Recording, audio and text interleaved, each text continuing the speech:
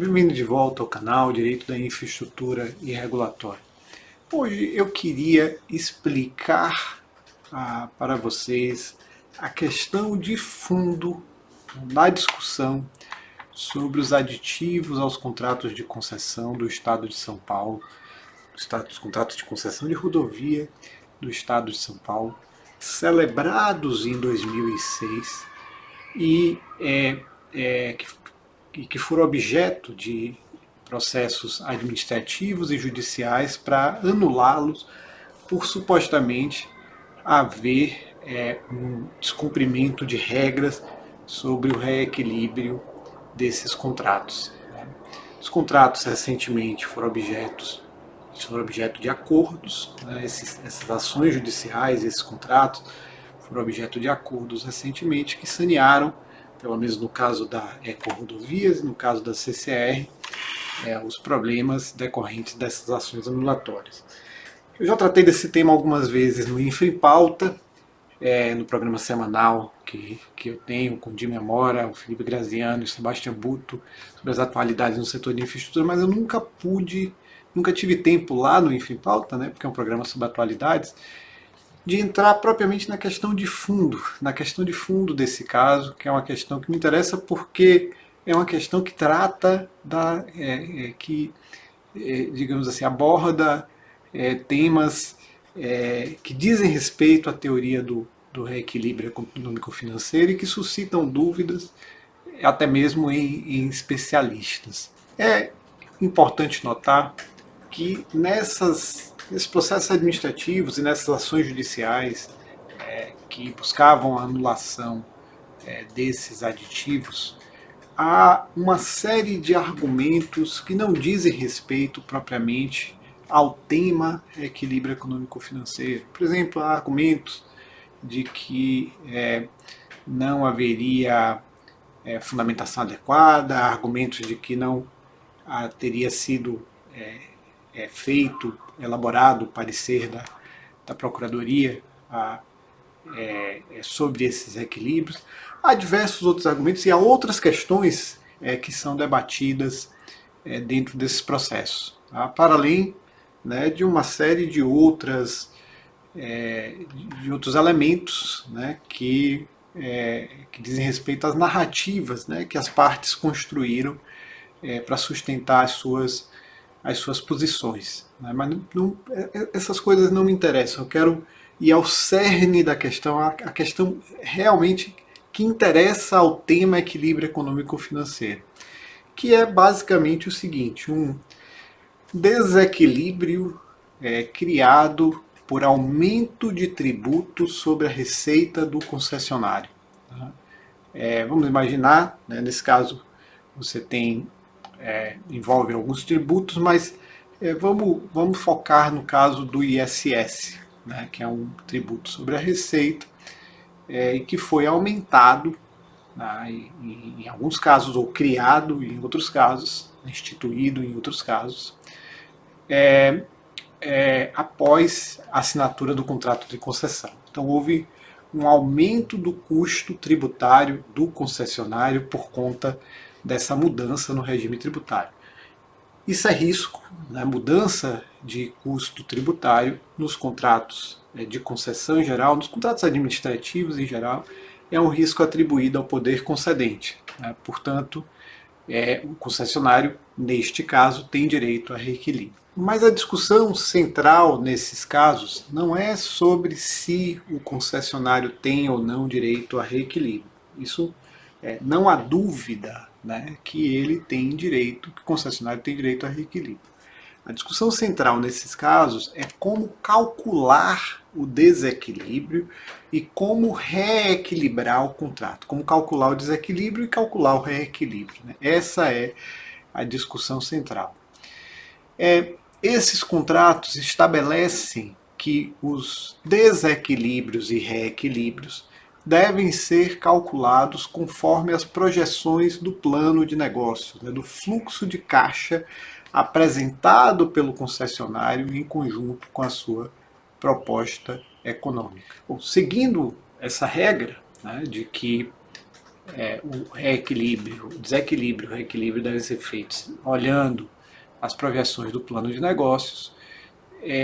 Nós enfrentamos já uma situação que parece inusitada para um não especialista, que é o seguinte: o concessionário vai recolher os tributos considerando a sua receita efetiva. Né?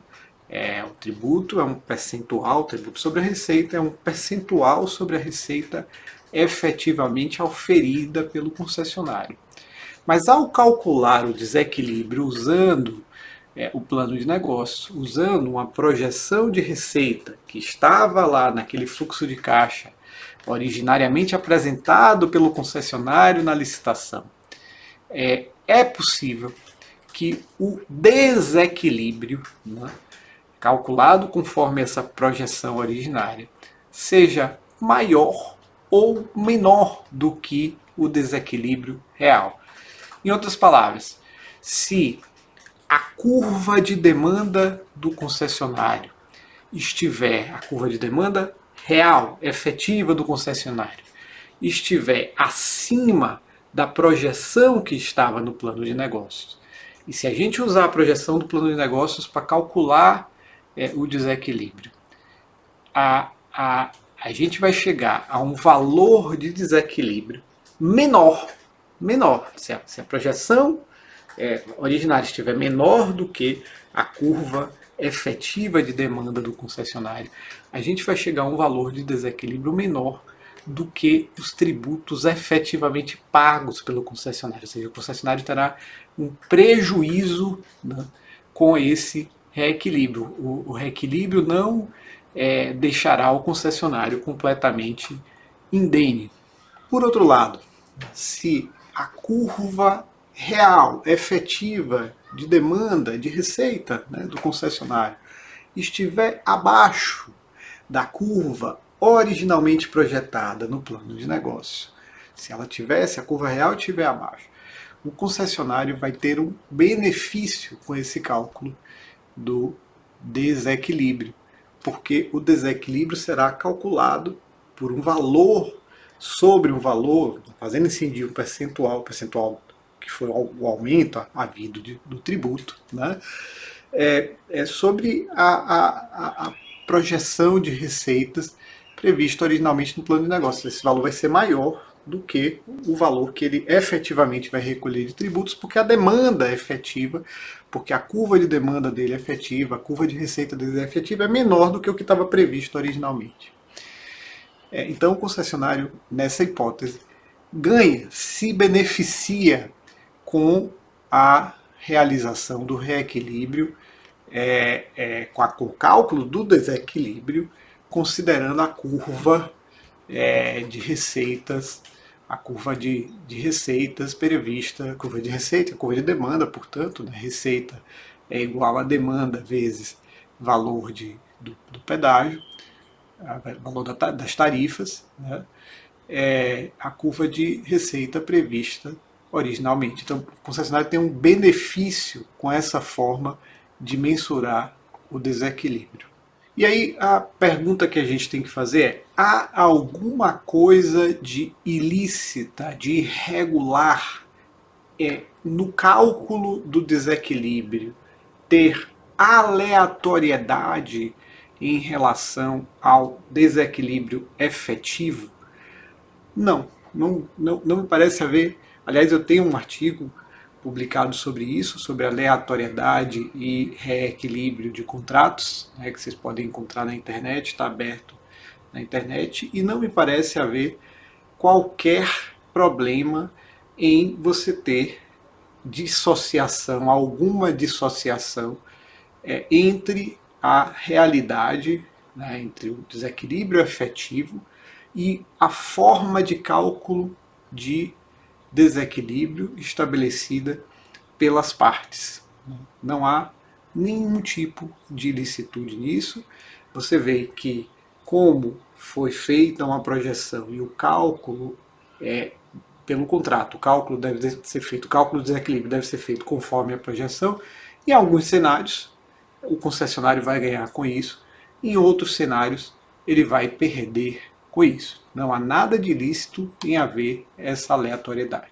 Contudo, muitas vezes, quando essa aleatoriedade acontece contra o poder público, ou seja, quando o concessionário se beneficia dessa aleatoriedade, tá?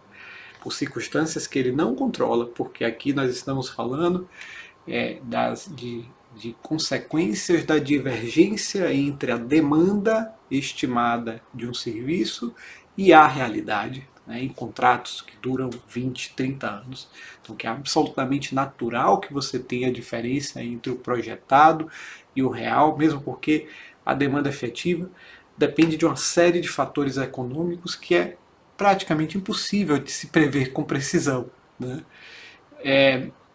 Então, contudo, quando essa aleatoriedade beneficia o concessionário, é muito comum, lamentavelmente, que agentes públicos que muitas vezes não entendem suficientemente do tema, ou por oportunismo, se incomodem com isso e tentem levantar, tentem questionar a regularidade, a licitude desse tipo de modelo de reequilíbrio, desta forma de fazer reequilíbrio. Enfim, esse é um dos aspectos controversos em torno da forma como se realizou esses reequilíbrios previstos nos aditivos aos contratos de concessão de rodovia paulistas de 2006. Esse é um dos aspectos controversos.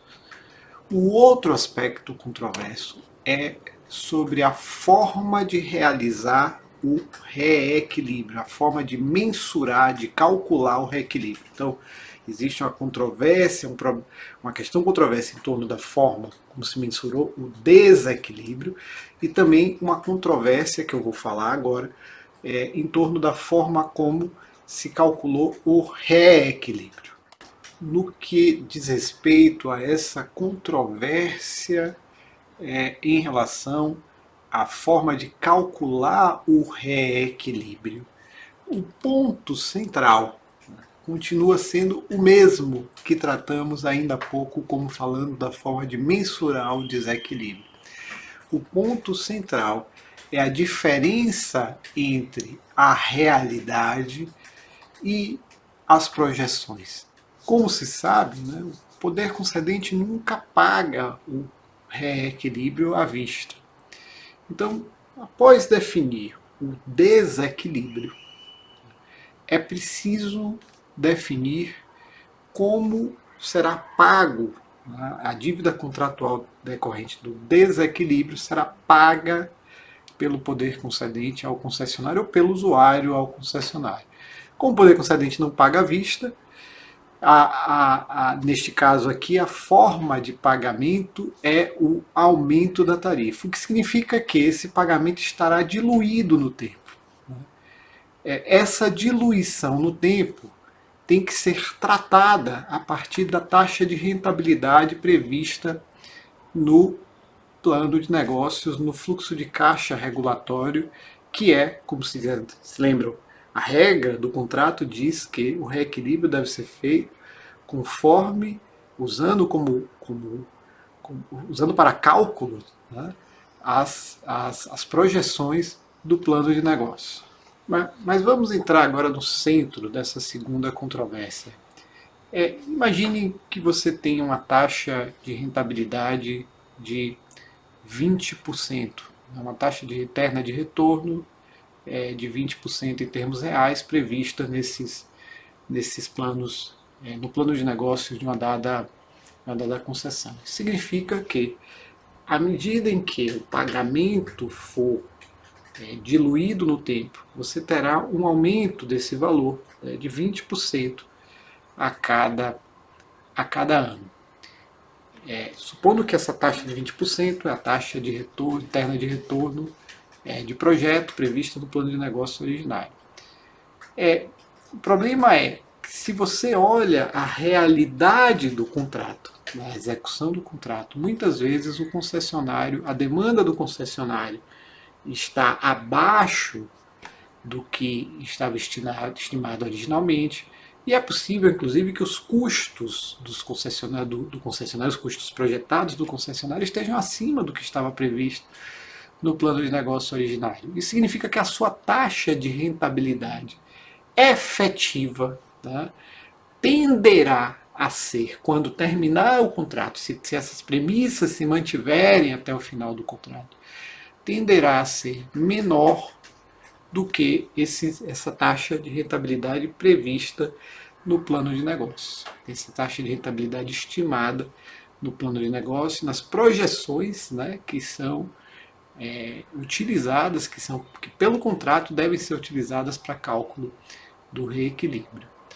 Então, alguns, sim, por uma, em minha opinião, incompreensão de como funciona reequilíbrios de contrato, supõe que, porque na realidade o concessionário está tendo ou receitas mais baixas do que ele estimou, ou custos mais altos do que ele estimou originalmente, e, portanto, diante dessa situação real, há uma expectativa de que ele talvez não tenha a rentabilidade que ele esperava, que por isso, por essa razão, a diluição do pagamento do valor do reequilíbrio no tempo deve considerar não a taxa interna de retorno projetada no plano de negócios, mas uma taxa a ser calculada considerando a execução real do contrato pelo concessionário. Portanto, para calcular o reequilíbrio, a diluição no tempo do pagamento pelo desequilíbrio, com base nesse equívoco, se usa dados da realidade do contrato para mexer em projeções que, pelo contrato, são o critério de reequilíbrio do contrato. Então, são essas duas controvérsias que aparecem nesse caso de maneira muito clara e que são, em minha opinião, produto de equívocos.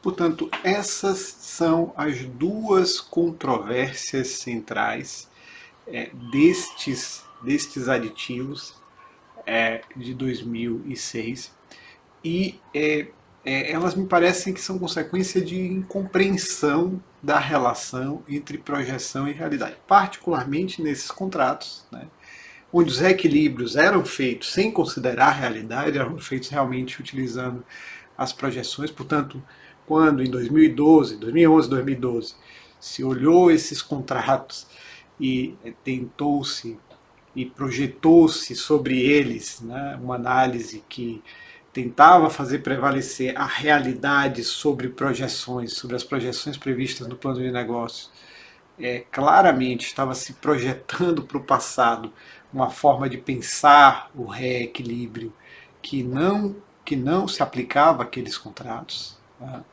Então houve um equívoco aí. Além disso, esses contratos previam que, como vários contratos daquela época previam, que o reequilíbrio deve ser feito de uma vez só. Né? Deve ser feito o evento de desequilíbrio, o reequilíbrio deve liquidar o evento de desequilíbrio. Você não pode reabrir reequilíbrios passados. Essa regra torna necessário que se faça o reequilíbrio sempre com base em projeções. Por quê? Porque a realidade não tem como você prever qual será, né, o tributo que o concessionário terá que pagar daqui a 2, 3, 4 anos. Se você tiver que hoje reequilibrar o contrato por toda a incidência, né, por todo o aumento de tributo que ele vai sofrer, né, ao longo do contrato, pelas consequências do aumento de tributo que ele terá ao longo de todo o contrato, a única forma de fazer isso é com projeções. Não é viável você fazer com a realidade, porque a realidade ela depende do futuro, ela muda e seria necessário reabrir esse reequilíbrio, ajustar esse reequilíbrio, coisa até que se faz em determinados sistemas de reequilíbrio, por exemplo, quando se usa o fluxo de caixa marginal e quando se faz a revisão do fluxo de caixa marginal, onde se traz a realidade para manter a taxa de rentabilidade que foi, para manter em relação ao equilíbrio, a taxa a que foi pactuada para tratar valores de dinheiro no tempo. Mas isso é no fluxo de caixa marginal, algo que apareceu anos depois, né, apareceu entre nós anos depois da assinatura desse aditivo. Na verdade, o primeiro contrato que estabeleceu cláusulas, né, que previam fluxo de caixa marginal apenas para novos investimentos, para a inclusão de novos investimentos, foi gestado em 2005. Né, esses aditivos foram assinados no final de 2006. O primeiro contrato não tinha nem saído. Então, projetou-se sobre esses aditivos nos contratos de concessão de rodovias do Estado de São Paulo, uma lógica de pensar o reequilíbrio que foi desenvolvida muito depois e que não fazia nenhum sentido a projetar-se sobre esses contratos. Então, era sobre isso que eu queria falar. É um tema muito complexo, né? Por isso eu precisei de mais tempo hoje para explicação. Era sobre isso que eu queria falar hoje. Era um tema que eu tratei, foi um tema que eu tratei várias vezes no Info e Pauta, e eu não tive a oportunidade de entrar no cerne, no que realmente interessa para o tema do reequilíbrio econômico-financeiro, para esclarecer esse tema e permitir que a gente avance e não cometa mais o erro que se cometeu, né, que, na minha opinião, foi um erro enorme, a Artesp, o Estado de São Paulo, ter iniciado esse processo de anulação desses reequilíbrios, projetando sobre o reequilíbrio passado, sobre o reequilíbrio feito em 2006, a forma de pensar o tema reequilíbrio que existia em 2012, quando começaram a se abrir esses processos administrativos e judiciais para anulação desses aditivos. Então era isso que eu queria falar com vocês hoje. Se você gostou desse vídeo, dê um like, se inscreva no nosso canal para receber as atualizações e voltamos em breve falando sobre isso, para falar sobre os outros temas relevantes dos setores de infraestrutura. Obrigado.